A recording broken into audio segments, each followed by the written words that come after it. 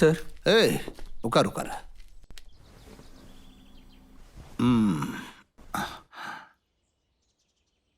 ம் உன் பேர் என்ன? விஸ்வாஸ். விஸ்வான்னு கூப்பிடுவாங்க. ம் விஸ்வா. இங்க எத்தனை வருஷமா நீ வேலை பார்த்துட்டு இருக்க? 1.5 வருஷமா. சம்பளம்? 7500 கொடுப்பாங்க.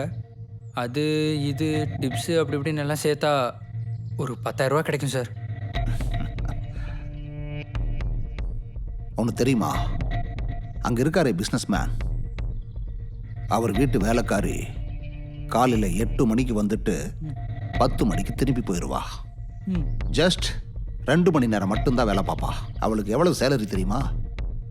12,000 ரூபாய். அவ்வளோவா? நான் ஒரு நாள் ஃபுல்லாக இருக்கேன். டே அண்ட் நைட் வேலை பார்க்குறேன் சார். என்ன பண்றது விஸ்வா, தலைவிதி. ஏழைங்களா எத்தனையோ பேர் பிறக்கிறாங்க. ஆனா ஏழையாவே சாகிறவனை முட்டாள்னு சொல்லுவாங்க. நானும் நிறையா சம்பாதிக்கணும், வீடெல்லாம் கட்டணும், எங்கள் அக்காவுக்கு கல்யாணம்லாம் பண்ணி பார்க்கணுன்னு ஆசையாக இருக்குது சார். ஆனால் என்ன பண்ணுறது சார்? உன் கல்யாணம் பார்க்கலாம் சார். எல்லாம் நினச்ச மாதிரி நடந்தா கல்யாணம், பொண்டாட்டி, பசங்க எல்லாம். உன்னோட ஆசை நிறைவேறும். சொல்றது கேட்கணும், நான் சொல்ற மாதிரி பண்ணணும். இப்போ நான் சொல்றது நீ கேட்டா உனக்கு வசதிகளோடு சேர்த்து உன் லைஃபும் செட்டில் ஆகிடும், உன் கனவெல்லாம் நனவாகும். எப்படி? நான் உனக்கு 50 லட்சம் கொடுக்குறேன். சார். ஹேய் விஸ்வா, எப்படி? அந்த பொண்ணை ரேப் அண்ட் மர்டர் பண்ணது நீ தான் ஒத்துக்கணும். என்னால் முடியாது. அப்புறம் நான் வாழ்க்கை பூரா ஜெயிலில் தான் கிடக்கணும். அப்புறம் எங்கள் அம்மா, எங்கள் அக்கா, என்னால் விடுங்க சார். விஸ்வா, நான் சொல்றது கேட்டு நீ ஜெயிலுக்கு போனா அது கொலை இல்லை தற்கொலை தான் சொல்லி வாதாடி உன்னை வெளியே கொண்டு வந்துடுவேன். இங்க பாரு விஸ்வா, 1000 ரூபாய் கொடுத்தா குத்தி கொலை பண்றதுக்கு நிறைய ஆள் இருக்காங்க. அப்படி இருக்கும்போது உனக்கு 50 லட்சம் ரூபாய் ஆஃபர் கொடுக்குறேன். யோசிச்சு பாரு. வீட்டில் என்ன சொல்றது? வெளியூர்ல எனக்கு ஒரு நல்ல வேலை கிடைச்சிருக்கு, நான் வர்றதுக்கு எப்படியும் கொஞ்ச நாள் ஆகும்னு சொல்லிடு. பேசணும், ஃபோன் நம்பர் கொடுன்னு கேட்டா? ஹேய், ஜெயிலுக்குள்ள காசை கொடுத்தா உன் பேர்ல ஜெயிலையே எழுதி வச்சிருவாங்க. அப்ப போனை கொடுக்க மாட்டாங்களா என்ன? நான் உன்னை கட்டாயப்படுத்தலப்பா, நீ இல்லைன்னா வேற ஒருத்தன்.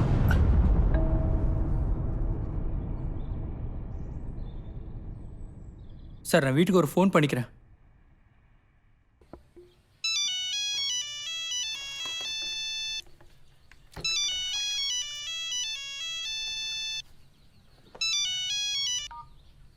ஹலோ. ஹலோ வாணி, நான் தான் விஸ்வா பேசுறேன். சொல்லுடா விஸ்வா, எப்படி இருக்க? நான் நல்லா தான் இருக்கேன். நீ அப்புறம் அம்மா எப்படி இருக்கீங்க? அம்மாவும் நல்லா இருக்காங்கடா. அம்மாட்ட ஃபோனை கொடு. இந்தாங்கம்மா. விஸ்வா, அது ஒரு பெரிய கம்பெனியில் வேலை கிடைச்சிருக்கு மும்பையில். நான் வர்றதுக்கு ஒரு 5 வருஷம் ஆயிடுமா. அப்போ நம்ம குடும்பம்? நீ ஒன்றும் கவலைப்படாதம்மா, நான் எல்லாத்தையும் வாணிக்கிட்ட சொல்கிறேன். அப்புறம் அம்மா, அது சொல்லுப்பா. வாணிக்கு யாரோ மாப்பிள்ளை பார்த்துருக்கேன்னு சொன்னல, அவங்க கிட்ட பேசி பாரு. சரினா கல்யாணத்தை முடிச்சிடலாம். ரொம்ப சந்தோஷம்ப்பா. நீ பத்திரம். சரிம்மா. என்னை விடு, நீ நல்லா இருக்கல்ல? நல்லா இருக்கேன்ப்பா. சரிம்மா, நான் அப்புறமா கால் பண்றேன். என்ன? சரிப்பா. இவ்வளோ சின்ன வயசுலயே இவ்வளோ பெரிய பொறுப்பை ஏத்துக்கிட்டு இருக்கான்.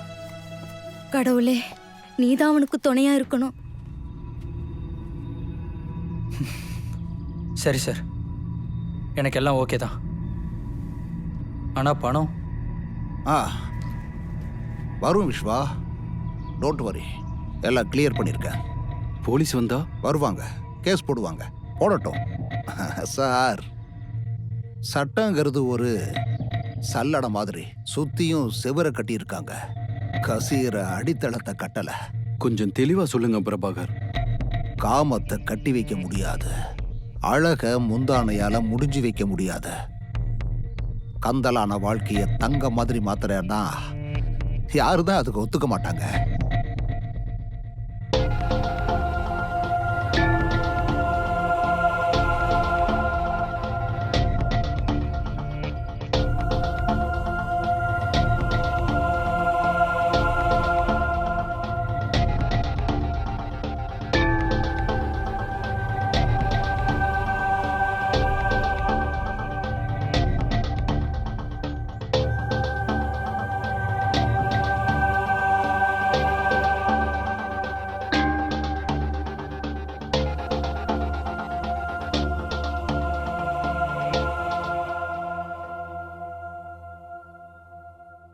உன் ஆண்மையோட கலெக்ஷனை எங்கெங்க தோணுதோ அங்கெல்லாம் போட. சார் உன் கனவு நனவாகணுமா வேண்டாமா? சார் அது வந்து எப்படி சார்?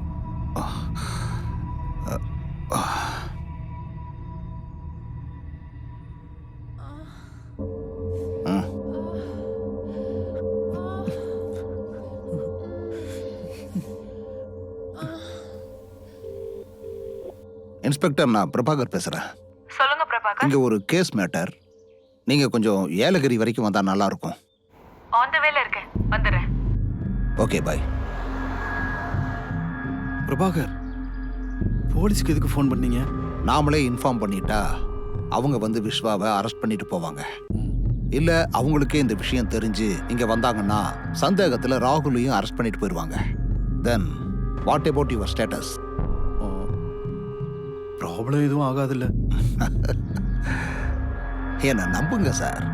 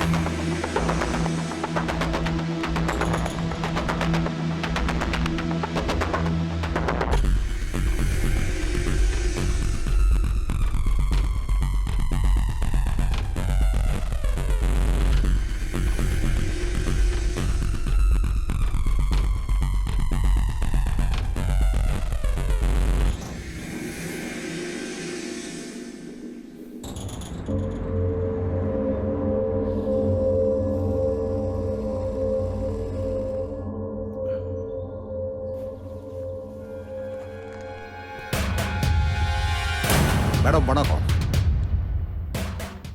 சொல்லுங்க பிரபாகர். யூசுவலி லாயரை மீட் பண்றது கோர்ட்ல தான். இல்லனா எங்க டியூட்டி டிஸ்டர்ப் பண்றதுக்கு ஸ்டேஷன்ல தான் பாப்போம். இன்னைக்கு என்ன ரெசார்ட்க்கு வர சொல்லிருக்கீங்க? எப்படி இருக்கீங்க மேடம்? என்ன விஷயம் சொல்லுங்க பிரபாகர். இவரு என்னோட கிளைண்ட். அவர் பையனா? ப்ராப்ளம் என்னன்னு சொல்லுங்க. அவர் ஃபியான்சி மர்டர் நடந்திருக்கு. ஓ, சர்ப்ரைசிங். டெட் ஸ்பாட்ல லாயர். மர்டர் நடந்தா ஃபர்ஸ்ட் இன்ஃபார்ம் பண்ண வேண்டியது போலீஸ்க்கு. ஆனா உங்க கிளையண்ட் ரொம்ப புத்திசாலி. வாங்க பார்க்கலாம்.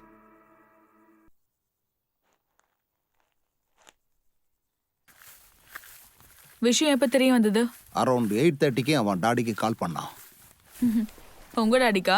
இல்ல மேடம், ராகுல் அவனோட டாடிக்கு கால் பண்ணியிருந்தான். நாங்க இங்க வரும்போது ஒரு 9:30 இருக்கும். அது வரைக்கும் இவங்க என்ன பண்ணிட்டு இருந்தாங்க? வேற என்ன பண்ணுவாங்க மேடம்? எதுக்கு கொலை பண்ண, என்ன பகை இருக்குன்னு விசாரிச்சுட்டு இருந்தாங்க. ஓ, நீங்க இங்கேயே இருங்க.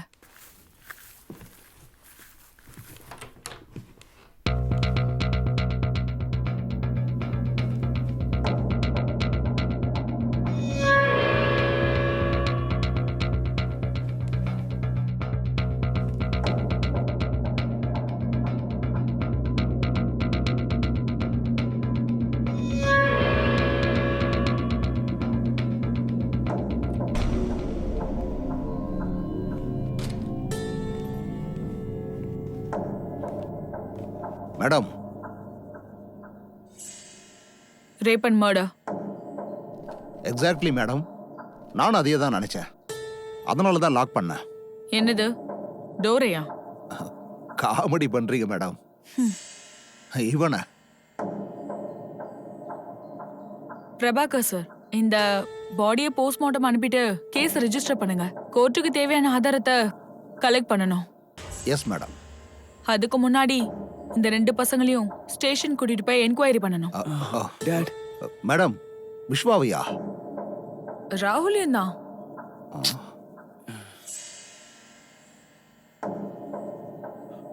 ஆ, எதுக்கு? அது ப்ரொசீஜர். உங்க இன்டெலிஜென்ஸை யூஸ் பண்ணி உங்க பார்வையில குற்றவாளிய நிரபராதின்னு ப்ரூவ் பண்ணி உங்க கிளையண்ட்டை சேவ் பண்ணிக்கோங்க.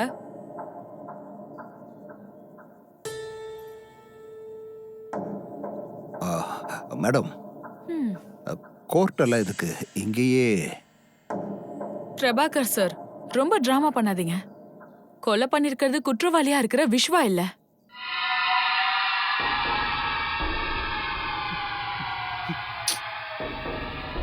நோ மேடம், விஸ்வாதான். பிரபாகர் சார், நீங்க சொல்றதெல்லாம் நம்புறதுக்கு கை நாட்டு வச்சு எலெக்ஷன்ல ஜெயிச்சு வந்தவ இல்லனா. Police, don't try to pool me. இல்ல மேடம், அது எப்படி சொல்றீங்க? உங்களுக்கு சாட்சியை புதுப்பிக்கிறதுக்கு தெரியும், எங்களுக்கு சாட்சியை தேடுறதுக்கு தெரியும்.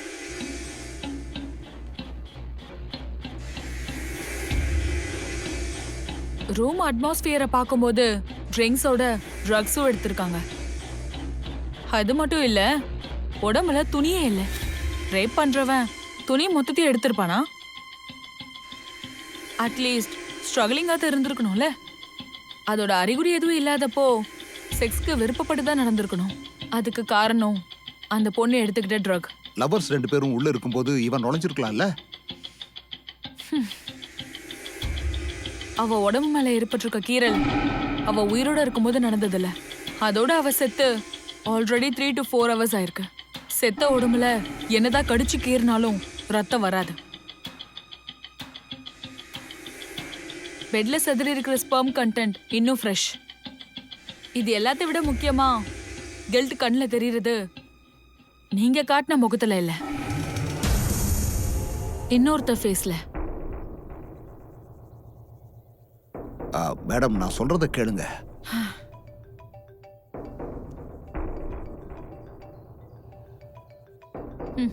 பரவாயில்ல, பேசுங்க. ஹலோ, ஏங்க காலையில எந்திரிச்சு எங்கங்க சொல்லிக்காம போயிட்டீங்க? ஒரு எமர்ஜென்சி மீட்டிங் இருந்துச்சு, அதுக்காக வந்திருக்கேன். நான் டிஃபன் சாப்பிடாம காத்துக்கிட்டு இருக்கேன். ராகுல் கூட இன்னும் வரல. அவன் என் கூட தான் இருக்கான். உங்க கூட வா. ஏன்? ஒண்ணும் இல்ல, ஒரு சின்ன ப்ராப்ளம். பிரபா எல்லாத்தையும் ஹேண்டில் பண்ணிக்கிட்டு இருக்காரு. ராகுல் கிட்ட போன் கொடுங்க. இரு ஒரு நிமிஷம். ராகுல். அம்மா, ராகுல் எங்க இருக்க? ஒன்றும் இல்லைம்மா. நேற்று ராத்திரி நானும் பிரீத்தியும் ஒரு ரெசார்ட்டுக்கு வந்திருந்தோம். நல்லா தானே இருக்கீங்க? நான் நல்லா இருக்கேன், ஆனா பிரீத்தி. ஏய், என்னாச்சுடா? ராகுல், பிரீத்திக்கு என்னாச்சு? Hello hello. அதான் பேசிட்டேல்ல, வீட்டுக்கு வந்து நான் எல்லா டீட்டெயிலையும் சொல்றேன். நீ இப்ப போனை வை. என்னாச்சுன்னு சொல்லுங்க. நீங்க ஏன் அங்க இருக்கீங்க? இப்படிப்பட்ட பையனை நீ பெத்ததுக்கு. இதுக்கெல்லாம் அவங்க ஒத்துப்பாங்களா? அந்த வேலையை நான் பாத்துக்கிறேன். நீங்க எஸ்ன்னு மட்டும் சொல்லுங்க போதும். அவங்க ஒருவேளை நோன்னு சொன்னா நீங்க தான் கஷ்டப்பட வேண்டியிருக்கும். எனக்கு ஒரு நாக்கு ஒரு வாக்கு தான். ரெண்டாச்சுன்னா